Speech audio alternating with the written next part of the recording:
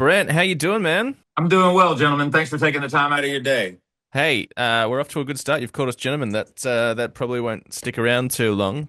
But Gentlemen. hey, 12 years since you've made the journey down. 16. 16. That's crazy. Way too long. But Way too long. hey, but you're coming back, and one hell of a tour to be part of as well. Co-headline with Bush. This is Yep. going to be big. Yeah, I mean, one of the factors of this was we love those guys. We were touring with them last year. We had a ball. Gavin's just salt of the earth individual. And we kind of went to them and asked them what they thought. They've been to Australia way more than we have over the past, decade and a half, and kind of ran it by them. And they were like, "Man, if you want to do it, let's go." And so we appreciate everybody being patient, but we're bringing you all the bells and whistles. We're definitely not messing around. Yeah, I mean, like you said, there's been a lot of work in between the last 16 years of Shinedown. I mean, the Australian audience has certainly been hanging out for whatever it is that you're going to bring our way.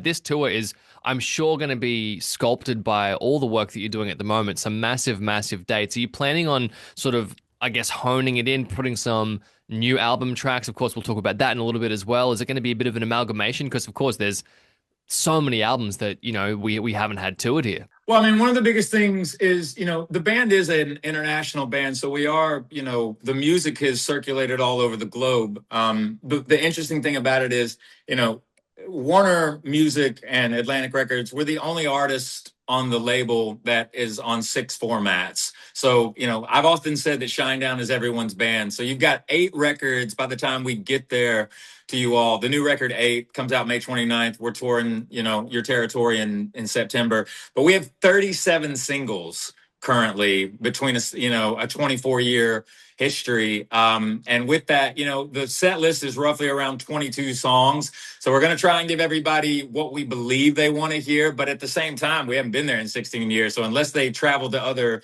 locations to see us, it's all going to be brand new for them.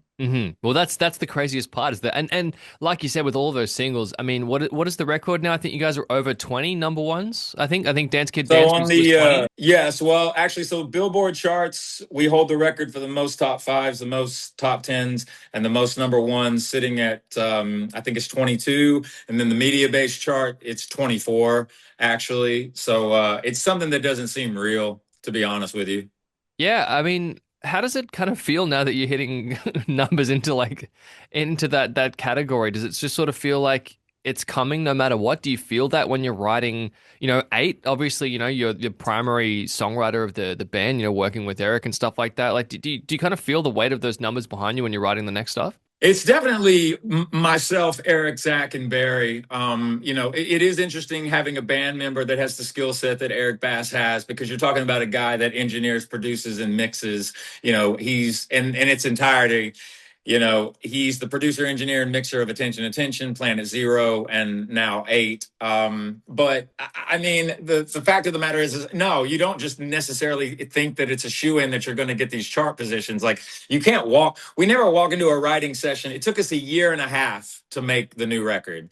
And so you're never walking in there going, I think I'm going to write this song today or this style of a record because I think it'll make me famous or it'll win me an award. It's got to come from your soul, because the audience isn't stupid.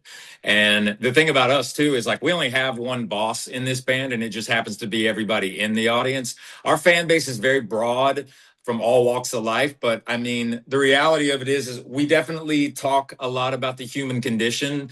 A lot of the subject matter is pretty heavy.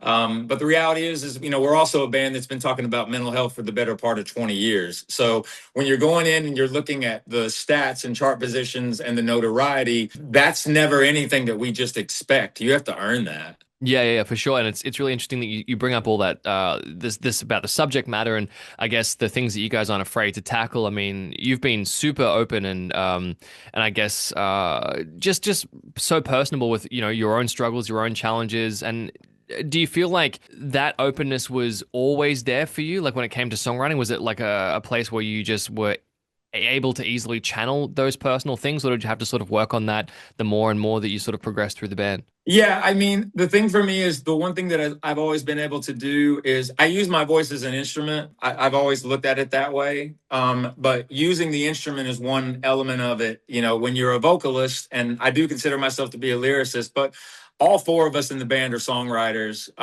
you know, to some degree. That's how we work off each other very, very well. But as far as the subject matter is concerned, like we very much, and I've never said this about the band, but I've heard that there are people that call the band very cerebral in regards to like, you know, the lyrics, we're not phoning it in, and you can tell. Listen, man, we labor over the lyrics when we're in the studio. Like it's not something, sometimes you get a gift on a record, you hope to get a gift. You know, each record, you know, if you get one, that's really great. A gift is basically a song that writes itself. It kind of comes out of nowhere and it kind of uses you as a vessel.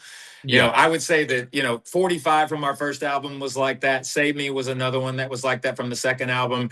The Sound of Madness actually had a lot of different gifts on that one being Second Chance. You know, I think about recent records, you know, Get Up, A Symptom of Being Human was a gift. There's a couple of gifts on this record, and those are just songs that kind of write themselves in like 20 minutes, and you don't know where they came from. They just kind of happened. But the other side of what you do, man, you know, it's 18-hour days when you're writing a record, and then when you're recording an album, you really you have to believe it before you give it to the world. And then because again, the audience, they're going to spot it if you're not being authentic. So I think there's an integrity there. Also, too, I've just always said to people to be a little lighthearted about it. I write songs because it's cheaper than therapy. Yeah, for sure. Yeah. Hey, speaking of the writing process and I mean this new album coming out, eight. It's a monster, an 18 tracker. We've got a couple of singles so far, but is there one you're particularly looking forward to letting people hear? One that we may not have heard of yet that you just really can't wait for the audience to get around? I'm really excited for people to hear a song called Young Again. I'm excited for everybody to hear Dizzy. I think people are going to love Burning Down the Disco. But probably the biggest surprise for me on the album is the closer, which is the last track on the record is a song called The Pilot that has a much longer story, but a lot of that is about Eric's father who passed away recently. But it's also just about a lot of different things. But it was a very, very sentimental, very real, quite vulnerable, but also quite beautiful. It was definitely one of the moments on the record where, for me personally, it kind of when I heard the first mix of that particular song, and I always knew it was going to be the closer on the record, but really one of the most, for me personally, when I hear it, I'm like, it's one of the most beautiful songs I've heard in quite some time of any artist. Well, you guys have got your track listing public as well. It's not often the case with bands. Oh, I mean, yeah, yeah. Yeah. Sometimes it's just going to be, you know, track 3, 4, and like you don't know the names until they get there. So I think it does open up like a fair bit of suspicion for people to go, okay, you know, like what's this track going to be? And like you said, you know, what's No, yeah, it's kind of cool. There's a lot of people online when we did that. We gave like because we had the record ready, and when we put it out, because we had you know, we did it a little differently. We released the tracks last year, and then moving into this year, obviously Safe and Sound is the newest track that's out right now. But everybody was kind of like, oh, they're just doing singles, and then they're just going to probably put like maybe 5 more songs, and it'll be a 10-song record. So when people saw that it was 18 songs, and they saw the names of the songs, they were like, what are these going to be? Because people were just like, so glad that you asked, Imposter, Deep End. What people were like, at the bottom, like is the beginning. People were just like, what is up with these names? This is rad. Because it kind of like makes them like, I wonder what these sound like. It's a really fun way of doing it. I think it's definitely you know, stoked the flames of the desire for people to have more from you as well. And I think that also, you know, there's such a big balance already with the samples that we've got of like, you know, really hard hitting riffs, like some really heavy stuff, almost some of the heavier stuff since like, you're the early, it feels like there's like early Shine down here as well as, Yeah. the newer stuff. I mean, do you find that when you're writing an album, just because of the success of some of those like big ballads you've got, I mean, obviously Second Chance is something that's, that's always going to be synonymous with the band, but do you find that like when it comes to the album, there's always, because you've said that this is like a compilation of singles rather than a concept like some of your previous work. Do you feel like you want to It's throw a in? yeah, because the last two records were conceptual Mm, pieces, and this was built as a traditional record where all of the songs belong on the same body of work, but each song is its own story. yeah, yeah, for sure. And I think that like kind of helps everyone to get the best of both worlds in some sense because it's like you guys are like, there's nothing holding you back when it comes to the songwriting. Do you feel like there's a sense that you need to have some like ballady, like slow sing along crowd feelers? Is that just something that's like, do you feel like that's a Shine Down staple now? I think that the audience would say that there's definitely there's a lot of camaraderie in the mid-tempo stuff that we do and like togetherness because our entire community, whether they've been there from the beginning or they're just kind of finding out about who we are, everyone is welcomed in the Shinedown community because it's rock and roll, and Mm, mm. rock and roll isn't necessarily a genre of music. It's a way of life. It's how people treat each other. But in the rock and roll community that we present to the public and to the world, in our world, anyone from anywhere is welcome at any time. So I think like the sing along aspect of things is, yeah, I mean, I've always felt like we have a really good balance between tempo, For meaning sure. like it's funny because certain people, when we released the newest single, Safe and Sound, a lot of the comments were like, man, it's refreshing because I honestly didn't know if they still had this kind of song in them. And I'm Yeah. like, well, but then I find myself finding that interesting because like Dance Kid Dance was a rocker right out of the gate. You Yeah, know it's what I huge. mean? Yeah. And then obviously we had 365, which was a bit more of a crossover. But then we had Mhm. Killing Fields, and everybody was, so when you break it down, like tempo is always that thing where is it a punk rock song? Does it have breakdowns? Is it a metal song? Is it an alt song? I don't care, man. It could be any of those styles of music because, like, we also, we're influenced by alternative. We're influenced by rock. We're influenced by country, pop, techno, like you name it, man. Like they're like soul music, R&B, like rap, hip hop. Mhm. We don't write music or create songs in a vacuum or like try to like put these things into a box. Like for us, we're always just, I think in a lot of ways, you don't pick the music will pick you. And then whatever the message and the lyric is going to be up to you as well. But just be honest. And if you're willing to be authentic to the public, listen, I played in front of 5 people before and I played in front of 500,000. So, I mean, the audience at the end of the day, they're the ones that decide whether or not you stay or whether or not you go. For sure, for sure. I mean, you guys are definitely into people pleasing. Now, just a quick fun one on the side. I did some like sort of trivia looking up to what your writer is like now. Correct me if I'm wrong, but it seems very Florida centric. It seems like there's a lot of like, like homage to the tastes of home. Obviously, it's been 16 years since you've been in Australia. Is there anything you're gonna look forward to hopefully sampling when you're down under? What's crazy is the fact that I don't really know. I've been trying to study more of the culture in the Pacific Rim and down under between Australia and New Zealand because there's kind of the quintessential things that people want you to, the shrimp on the Barbie, the Yeah, Vegemite, yeah, yeah, yeah, yeah. all that. Like I don't give a shit about. No offense, but I'm like I get that, but that's like what was made up in like is Movie people that are tropes. like ask if Paul, the whole thing. Like you guys have got to tell me, like you tell me what I should be looking for since I have a few months before I'm there. To be in your guys' presence. Like what should I be studying up on? Like give me some culture.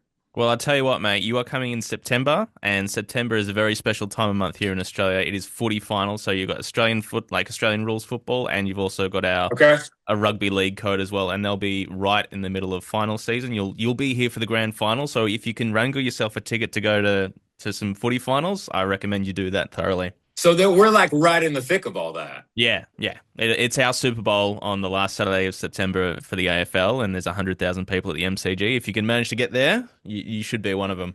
What day? So what's the date on that? It will be, let's skip ahead here, June, July, August, September. It'll be the 26th. 26th of September. You might have a show that night potentially. Yeah. There's that whole thing. No, man, but that's badass. Like that, I wouldn't know that unless I asked. Yeah. So that's definitely worth looking at. And if you like coffee, I mean, we got great food here. Coffee. Everyone always bangs on about the coffee in Australia. We do that pretty well. There's also, ironically, a place that's like a stone's throw from our studio right now called Deep South Chicken. So if you want to immerse Okay. yourself in the flavors of some good fried chicken, you can definitely get that down under too. Hell yeah, dude. Yeah. The owner there, he's from New Orleans, so he likes to bring that authentic Creole flavor here. Yeah, I mean, I noticed the Patriots and everything you got rocking, man. Oh I'm yeah, like, don't okay. hate me, don't hate me. Yeah, go Jags, right? Not at all. Yeah. No, not at all, man. Yeah. Didn't expect us to make the Super Bowl this year, but yeah, it's just crazy times. But yeah, we have a balance of like everything here in Australia now. There's different. Everyone likes it. We follow American stuff like a lot here. Yeah, man. The thing about me though is a lot of like, this has been the one country that I've been, for 16 years, I've been pounding the pavement, man, with everything. Look, I'm not going to be the quintessential thing and talk about the finances and all that stuff. I basically just told everybody, the band did, told the management, told the label, told the booking agents, everybody's like, I don't give it. I don't care what it takes to do it. Let's go. Like, we can't wait any longer to go, man. It's time. Oh man, we can't wait to have you here. You've got so many fantastic dates, and like you said, co-headlining with Bush, it's going to be absolutely massive. If there's still tickets available, going through into the future, make sure you snap this up. Whenever you're catching this interview, whenever you're watching it, make sure you go and see it because it's going to be absolutely massive. We cannot wait to watch you out in the open. We're going to be at the River Stage. It's going to be a fantastic venue to catch you. Cannot wait. Brooksy, I mean, we'll be there with bells on. It's going to be huge. Tickets available through Destroy All Lines. Brent, thanks so much for taking the time to have a chat to us, and we cannot wait to see you in September at the footy. It's my absolute pleasure, guys. Thank you so much for everything. I appreciate everything, and can't wait to see y'all. Hey, can't wait for the new album too. Not long to wait. Hell yeah. Thanks, man. Appreciate it.